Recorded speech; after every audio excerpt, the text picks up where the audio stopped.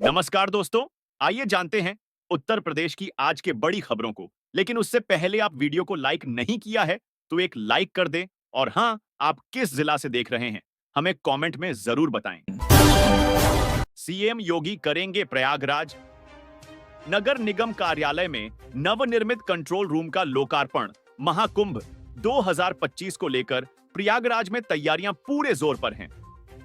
CM योगी के दिव्य और भव्य कुंभ के विजन के अनुसार एक और संगम क्षेत्र में करोड़ों श्रद्धालुओं और कल्पवासियों के लिए महाकुंभ नगरी बन रही है, तो वहीं दूसरी ओर नगर निगम प्रयागराज शहर के सौंदर्यीकरण का कार्य कर रहा है। महाकुंभ के इन्हीं निर्माण कार्यों का निरीक्षण करने सीएम योगी 27 नवंबर को प्रयागराज आ रहे हैं।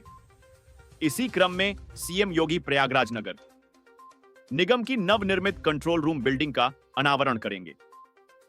इस बिल्डिंग से नगर निगम solid waste, grievance control room और प्रयागराज स्मार्ट सिटी ऑफिस का संचालन करेगा। आपराधिक केस लंबित होने पर नियुक्ति देना या न देना, नियोक्ता का अधिकार। इलाहाबाद हाई कोर्ट ने कहा है कि आपराधिक केस लंबित होने के कारण अभ्यर्थी को नियुक्ति देना या न देना नियोक्ता का अधिकार है। कोर्ट ने राज्य सरकार के आपराधिक केस लंबित होने के आधार पर नियुक्ति देने से इनकार करने के आदेश को सही ठहराया है। सरकारी आदेश की वैधता की चुनौती में दाखिल मथुरा के निवासी विशाल सारस्वत की याचिका खारिज कर दी है। यह आदेश न्यायमूर्ति सलिल कुमार राय ने दिया है। वर्ष 2017 में याची की भाभी ने उनके बड़े भाई समेत परिवार के अन्य सदस्यों पर दहेज उत्पीड़न सहित विभिन्न धाराओं में मुकदमा दर्ज कराया था। प्रयागराज मानिकपुर के बीच 1640 करोड़ से बिछेगी तीसरी रेल लाइन, कैबिनेट की मंजूरी। मुंबई रूट को भी मिलेगा फायदा। मुंबई रूट पर जल्द ही ट्रेनों की संख्या और गति बढ़ सकेंगी। ट्रेनों की लेट लतीफी और जगह जगह रोकने की शिकायत भी खत्म होगी।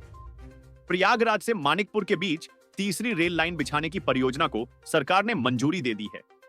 इस कार्य पर 1640 करोड़ रुपए खर्च होंगे। इस तीसरी रेल लाइन का निर्माण क्षेत्रीय परिवहन को बेहतर बनाने के उद्देश्य से किया जा रहा है, जिससे ट्रेनों की आवाजाही में सुधार होगा और यात्रियों को अधिक सुविधा प्राप्त होगी। नसीम सोलंकी की जीत के बाद क्यों भावुक हुए इरफान?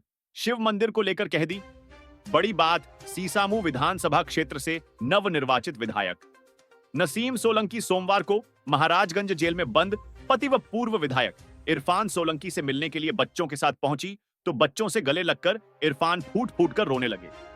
बाद में उन्होंने नसीम सोलंकी से कहा कि वनखंडेश्वर मंदिर समेत सभी क्षेत्रों में विकास कराने के लिए काम की शुरुआत करें।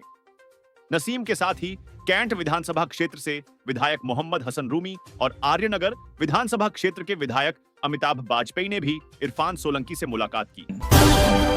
सड़क हादसे में साइकिल सवार की जान गई। सड़क जागरूकता माह की धुआंधार मुहिम भी दुर्घटनाओं में कमी नहीं ला पा रही है। 4 थानों के विभिन्न स्थानों पर हुई सड़क दुर्घटनाओं में एक साइकिल सवार ने दम तोड़ दिया, जबकि बालक सहित 4 लोग घायल हो गए। सभी घायलों को पुलिस ने एम्बुलेंस से जिला अस्पताल भेजा है। बैलेट पेपर से चुनाव के लिए देश भर में चलाएंगे अभियान। कांग्रेस का बड़ा ऐलान। कांग्रेस ने बैलेट पेपर से चुनाव की मांग के लिए देशव्यापी अभियान चलाने का ऐलान किया है। पार्टी अध्यक्ष मल्लिकार्जुन खड़गे ने मंगलवार को इसकी जानकारी दी। उन्होंने कहा कि हम चाहते हैं कि बैलेट पेपर से ही चुनाव हो और इसके लिए हम भारत जोड़ा यात्रा की तर्ज पर पूरे देश में अभियान चलाएंगे। खड़गे ने कहा, मैं एक बात कहूंगा कि पूरी शक्ति लगाकर ओबीसी, एससी, एसटी और कमजोर तबके के लोग जो वोट दे रहे हैं वह फिजूल जा रहा है। हमारा कहना है कि सब छोड़ दो और बैलेट पेपर से वोट की हम मांग करते हैं। उन लोगों को मशीन अपने घर में रख लेने दो। अहमदाबाद में बहुत से गोदाम बने हैं, वे वहां ले जाकर मशीनों को रख दें। हमारी एक ही डिमांड है कि बैलेट पेपर से चुनाव कराया जाए। यदि ऐसा हो जाए तो इन लोगों को पता चल जाएगा कि वे कहां खड़े हैं। 190 करोड़ की ठगी मामले में 11 गिरफ्तार। प्रतिबंधित गेम ऐप से करते थे ठगी। 159 बैंक खातों में 2 करोड़ फ्री। जिले की पुलिस ने बड़ी कार्रवाई करते हुए 190 करोड़ रुपए की ठगी करने वाले एक अंतरराष्ट्रीय संगठित गिरोह का पर्दाफाश किया है।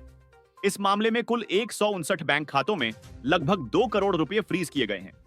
इसके अतिरिक्त 3,40,000 रुपए नकद, 51 mobile phone, 6 laptop, 61 ATM card, 56 bank passbook, 19 SIM card, 7 chequebook, 3 आधार कार्ड और 1 जियो फाइबर राउटर भी बरामद किए हैं। पुलिस अधीक्षक हेमराज मीना ने बताया कि 25 नवंबर को थाना साइबर क्राइम की पुलिस टीम ने प्रतिबंधित ऑनलाइन ऐप के जरिए ठगी करने वाले इस गिरोह का पर्दाफाश किया। गिरोह के सदस्य सोशल मीडिया प्लेटफॉर्म जैसे इंस्टाग्राम, व्हाट्सएप, मेटा और टेलीग्राम पर विज्ञापन देकर लोगों को फंसाते थे। लखनऊ के निजी अस्पतालों को राहत, अब 1 वर्ष के बजाय 5 साल के लिए मिलेगा लाइसेंस। निजी अस्पतालों के लाइसेंस के नियमों में बदलाव किया गया है। पहले जहां हर वर्ष लाइसेंस रिन्यू कराने पड़ते थे, वहीं अब शहर के करीब 750 निजी अस्पतालों को 5 वर्ष के लिए लाइसेंस मिलेगा। उन्हें हर साल नवीनीकरण भी नहीं कराना होगा। नए नियम के तहत यह व्यवस्था लागू होगी। अहम बात यह है, बेड की क्षमता के हिसाब से फीस भी तय कर दी गई है। डीएम के माध्यम से 5 साल का लाइसेंस जारी होगा। यह व्यवस्था नए वित्तीय वर्ष से लागू होने का अनुमान है। राजधानी में करीब 950 निजी अस्पताल संचालित हो रहे हैं। इसमें करीब 250 बेड से अधिक क्षमता के अस्पताल हैं। सभी अस्पताल को अप्रैल माह में नवीनीकरण कराना पड़ता था। यूपी में निजी हाथों में सौंपी जाएगी बिजली आपूर्ति व्यवस्था। यूपीपीसीएल ने लिया बड़ा फैसला। यूपी में बिजली आपूर्ति व्यवस्था को घाटे से उबारने के लिए बड़ा फैसला लिया गया है। राज्य सरकार अब बिजली आपूर्ति को निजी क्षेत्र में सौंपने जा रही है। पीपीपी मॉडल के तहत पहले चरण में पूर्वांचल और दक्षिणांचल डिस्कॉम को निजी हाथों में सौंपा जाएगा। इस मॉडल में निजी कंपनी का प्रबंध निदेशक होगा, लेकिन अध्यक्ष सरकार का होगा। इससे उपभोक्ताओं और कर्मचारियों के हितों की रक्षा हो सकेगी। माता प्रसाद पांडे ने संभल हिंसा को लेकर बीजेपी को कटघरे में किया खड़ा। कहा, सरकार का लोकतंत्र में विश्वास नहीं। नेता प्रतिपक्ष माता प्रसाद पांडे ने संभल की घटना को लेकर सरकार को कटघरे में खड़ा किया है। मंगलवार को सपा कार्यालय में मीडिया से बातचीत में नेता प्रतिपक्ष ने कहा कि सरकार का लोकतंत्र में विश्वास नहीं है और वह चाहती है कि उत्तर भारत में सांप्रदायिक तनाव बना रहे। उन्होंने कहा कि हम विधानसभा में संभल के साथ ही बहराइच मामले पर भी सरकार को बेनकाब करेंगे। कांग्रेस ने संविधान का गला घोंटा। सीएम योगी आदित्यनाथ ने कांग्रेस को सुनाई खरी खोटी। संविधान के इन 2 शब्दों पर विपक्ष को घेरा।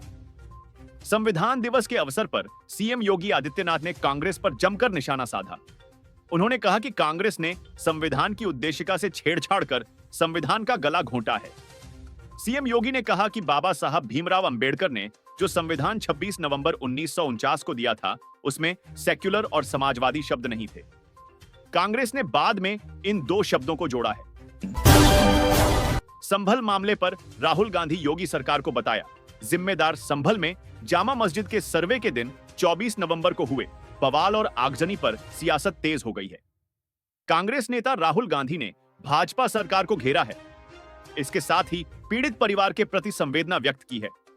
राहुल गांधी ने लोगों से शांति और सौहार्द बनाए रखने की अपील भी की। राहुल ने एक्स पर ट्वीट करते हुए लिखा, संभल की घटना की जिम्मेदार भाजपा सरकार है। उत्तर प्रदेश में हालिया विवाद पर राज्य सरकार का पक्षपात और जल्दबाजी भरा रवैया बेहद दुर्भाग्यपूर्ण है। जियाउर रहमान के बचाव में उतरे अखिलेश, सपा प्रमुख का दावा। सर्वे के दौरान बीजेपी कार्यकर्ता लगा रहे थे। भड़काऊ नारे। संभल मामले में समाजवादी पार्टी के सांसद जियाउर रहमान बर्क पर मुकदमे के बाद अब अखिलेश यादव उनके बचाव में उतरे हैं। अखिलेश यादव ने पुलिस पर आरोप लगाते हुए कहा कि वहां के सांसद और विधायक समेत सैकड़ों लोगों को जबरन फंसाया जा रहा है, उन पर मुकदमे लिए जा रहे हैं। साथ ही उन्होंने भाजपा पर गंभीर आरोप लगाए। सपा प्रमुख ने कहा, संविधान दिवस के लिए सभी को बधाई। सच्चा उत्सव तभी है जब सब संविधान के रास्ते पर चले। संविधान के रास्ते पर चलकर सच्चा उत्सव मना सकते हैं।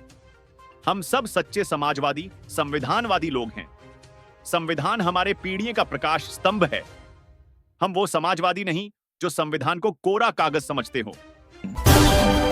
संभल में पुलिस पर हमले की थी सुनियोजित साजिश। जांच शुरू, डीजीपी ने दिए ये निर्देश। संभल में जिस तरह उपद्रवियों ने पुलिस को सीधा निशाना बनाया, उसके पीछे सुनियोजित साजिश की जांच भी शुरू की गई है। सभी संवेदनशील जिलों व मिलीजुली आबादी वाले क्षेत्रों में अतिरिक्त सतर्कता बरते जाने का निर्देश दिया गया है। डीजीपी प्रशांत कुमार का कहना है कि अब संभल में शांति व्यवस्था कायम है। पूरे मामले में साजिश समेत अन्य पहलुओं की गहनता से जांच कराई जा रही है। संवेदनशील जिलों में खुफिया तंत्र को भी पूरी सक्रियता बरते जाने का निर्देश दिया गया है। डीजे पर नाच रहे थे बाराती, बारात में दिखाने लगे अपनी करतूत। नाराज दुल्हन ने कर दिया शादी से इनकार, खाली हाथ लौटा। दूल्हा निगोहा के एक गांव में सोमवार को रायबरेली से आई बारात को दुल्हन ने लौटा दी। आरोप है कि बारात जैसे ही लड़की के दरवाजे पहुंचे तो नशे में धुत रिश्तेदारों ने डीजे पर डांस करने को लेकर विवाद हो गया। इसके बाद लड़ी देश की पक्ष के लोगों ने बीच बचाव कराना चाहा तो मारपीट शुरू कर दी। इसके बाद घराती और बारातियों में जमकर लाठी डंडे चले और बिना निकाह के बारात वापस लौट गई। लड़ी की पक्ष के लोगों ने पूरे मामले की शिकायत निगोहा थाने में की है। महाकुंभ में श्रद्धालुओं को मिलेगा स्वच्छ गंगा जल। स्नान से 3 दिन पहले बंद होंगी कानपुर उन्नाव की टैनरी। प्रयागराज में 13 जनवरी से 26 फरवरी के बीच होने वाले महाकुंभ में श्रद्धालुओं को स्वच्छ गंगा जल उपलब्ध कराने के लिए सरकार ने तैयारी कर ली है। सभी 6 प्रमुख स्नान शुरू होने के 3 दिन पहले से ही कानपुर व उन्नाव की टैनरी बंद करा दी जाएंगी, ताकि इनसे निकलने वाला गंदा व रंगीन पानी गंगा नदी में न जा सके। स्वच्छता एवं सुरक्षा उपकरणों और परियोजनाओं का लोकार्पण करेंगे। सीएम योगी महाकुंभ 2025 को भव्य और दिव्य बनाने के लिए प्रयासरत मुख्यमंत्री योगी आदित्यनाथ 27 नवंबर को स्वयं यहां चल रही तैयारियों का जायजा लेंगे। इस अवसर पर मुख्यमंत्री महाकुंभ के लिए 238 करोड़ से अधिक की विभिन्न परियोजनाओं का लोकार्पण भी करेंगे।